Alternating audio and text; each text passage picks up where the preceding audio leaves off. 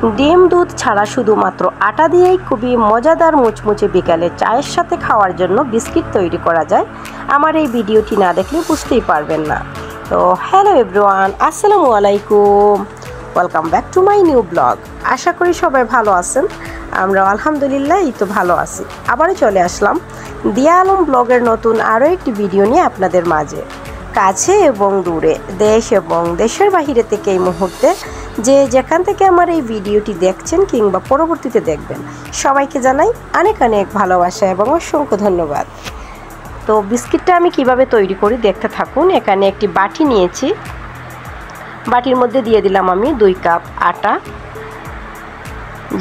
যেই কাপে আটাটা নেবেন সেই কাপেই 2 কাপ আটা দিলাম, সেই কাপেই হাফ কাপ সুজি দিয়ে দেব। আপনারা যেই ধরনের কাপেই নেবেন সেই কাপে 2 কাপ আটা আর হাফ কাপ সুজি নিলেই হয়ে যাবে। দেখতেই পাচ্ছেন এখানে কিন্তু সাদা তিলটা দিলে ভালো হয়। আমার কাছে সাদা তিল ছিল না, আপনারা চাইলে সাদা তিল দিয়ে দিবেন। আমি অল্প করে একটু কালো জিরে দিয়েছি, যাতে বিস্কিটটা যেহেতু মিষ্টি হবে তাও আমি দিয়ে দিলাম। সাদা তিল ছিল না, আপনারা চাইলে দিতে পারেন, না চাইলে স্কিপ করতে পারেন। এখানে দিয়ে দিলাম আমি 2 টেবিল চামচ তেল, সাদা তেল। আপনারা চাইলে ঘি ব্যবহার করতে পারেন। আমি এখানে একদম অল্প উপকরণ দিয়ে দেখিয়ে দিচ্ছি, যাদের ঘরে সবসময়, আমাদের ঘরে কিন্তু এগুলো থাকে। সাধারণ জিনিস দিয়ে এত মুচমুচে মজাদার খাস্তা বিস্কুট তৈরি করতে পারবেন, কোনো কিছুই লাগবে না। একদম ঘরে আমাদের প্রতিদিনই যেগুলো থাকে সেইগুলো দিয়ে, না লাগবে দুধ ডিম, না লাগবে ঘি, কিছুই লাগবে না। তো আপনারা চাইলে তেলের পরিবর্তে ঘি দিতে চাইলে দিতে পারেন। এই বিস্কিটটা এতটাই স্বাদ হয়েছিল, আমি আবারও বানিয়েছিলাম। ফার্স্ট টাইম যখন বানাই তারপরে আবারও বানিয়েছিলাম, মানে এত স্বাদ হয়েছে। এবার থেকে আমি বিস্কিট বাজার থেকে না কিনে এভাবেই বানাবো, যেহেতু বেশি খরচ হচ্ছে না এই বিস্কিটে, সেই জন্য। তো এই তো আমি হাতের সাহায্যে কিন্তু মিক্স করে মুঠো ভরে যখন আসবে তখনই আমি এখানে চিনি নিয়ে নিলাম। মিষ্টি আপনাদের পছন্দ, চিনিতে পানি দিয়ে দিলাম। সেই চিনি গলানো যাবে না, এরকম আস্তে আস্তে চিনি দিয়ে দেবেন। চিনিটা আস্তই থাকবে, আর এই পানি সবটুকুই আমি যতটুকু দরকার আমি দিয়ে দেবো, সবটুকুই আমার লাগবে। আমি মিক্স করে নিচ্ছি একটু একটু করে, পানি একটু একটু করে করে মিক্স করে নেব।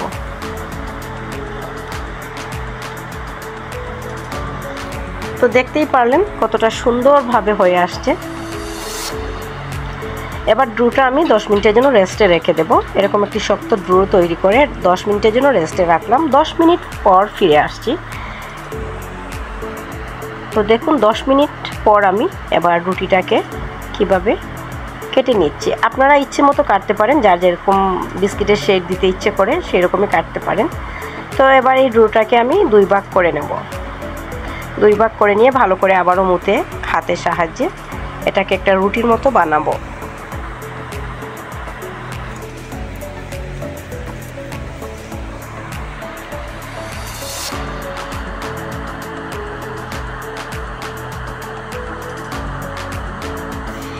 তো যারা যারা এখনও পর্যন্ত ভিডিওটি দেখছেন, লাইক দিতে ভুলে গেছেন, প্লিজ ছোট্ট একটি লাইক দিয়ে ভিডিওটি কন্টিনিউ করবেন। নতুন কোনো বন্ধু হয়ে থাকলে অবশ্যই চ্যানেলটির পাশেই থাকবেন, ভিডিওটি যদি আপনাদের কাছে ভালো লাগে।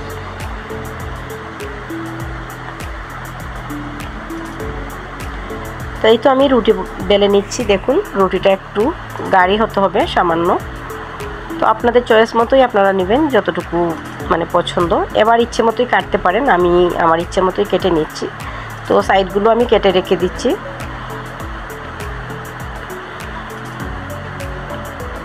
আসলে যার যেরকম বিস্কিটের শেড দিতে ইচ্ছে করে সেরকমই কাটবেন, কাটা কোনো বিশেষ কোনো ব্যাপার নয়। তো আসলে আমার কাছে ভালোই লাগছিল, সেই জন্য ভাবলাম বন্ধু বান্ধবের সাথেও শেয়ার করি। খুবই অল্প খরচে, কোনো কিছুই লাগছে না। দেখুন শুধুমাত্র আটা দিয়ে এত সুন্দর মুচমুচে বিস্কিট হয়, না খেলে বুঝতেই পারবেন না। এবার আপনাদের ইচ্ছে মতো ডিজাইন কেটে নিতে পারেন। আমি আমার ইচ্ছে মতো ডিজাইন কেটে নিচ্ছি এরকম।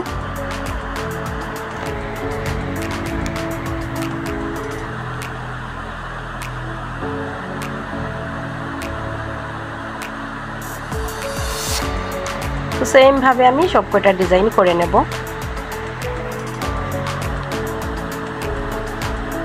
এই তো দেখুন আমার বিস্কিটগুলো ডিজাইন করা হয়ে গেছে। এবার আমি একটি ফ্রাই প্যানে পর্যাপ্ত পরিমাণ তেল দিয়ে দিয়েছি। তেলটা কিন্তু বেশি গরম হতে হবে না, একদম অল্প গরমেই দিতে হবে এবং ধৈর্য সহকারে আস্তে আস্তে বিস্কিটটা ভাজতে হবে, যাতে বিস্কিটের ভেতরটা খুবই সুন্দরভাবে ভাজা হয়ে যায়।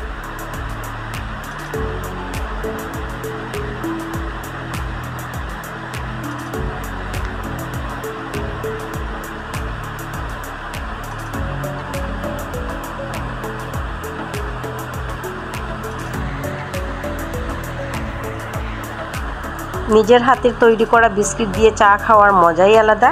আর দেখবেন নিজের হাতে যে কোনো কিছু তৈরি করলে আমাদের ভীষণ ভালো লাগে এবং আনন্দ লাগে যে আমি নিজের হাতে এটা বানিয়েছি, এবং সেটা কিন্তু খাওয়াতেও ভালো লাগে, যে কাউকে মেহমান আসলেও ভালো লাগে। তো আমি আরও কিছুটা ডো বাকি ছিল, এটাকে এরকম ডিজাইন করে নিচ্ছি।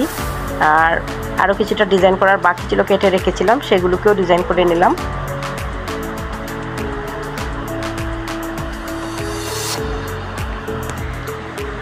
দেখতেই পাচ্ছেন আমি কিছুটাকে লাল লাল করে ভেজে নিয়েছি, এক্ষুনি খাবো। আমার কাছে মনে হচ্ছিল কিছুটা লাল লাল করে ভাজবো আর কিছুটা একটু ব্রাউন কালার থাকবে এরকম। তো আমি আমার ইচ্ছে মতো কালার করে নিচ্ছি। আপনারা আপনাদের ইচ্ছে মতো কালার করে নিতে পারেন, যেরকম যে খেতে চান আর কি, যাদের যেরকম পছন্দ।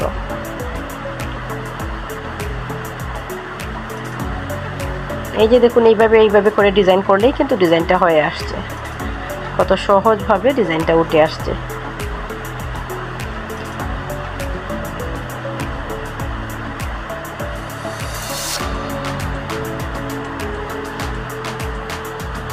তো আমি সবকটা বিস্কিটই এরকম ভেজে নিচ্ছি। তারপরে আমি একদিকে কিন্তু চা বসিয়ে দিয়েছি, অলরেডি চা হচ্ছে।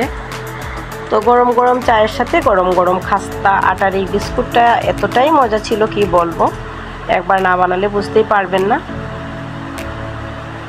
তো আমি সবকটা বিস্কিট অফ ক্যামেরায় অনেকটাই ভেজে নিয়েছি আরও। আর এই যে দেখুন, মাশাআল্লাহ খুব সুন্দর হয়েছিল এবং খেতেও অসাধারণ হয়েছিল।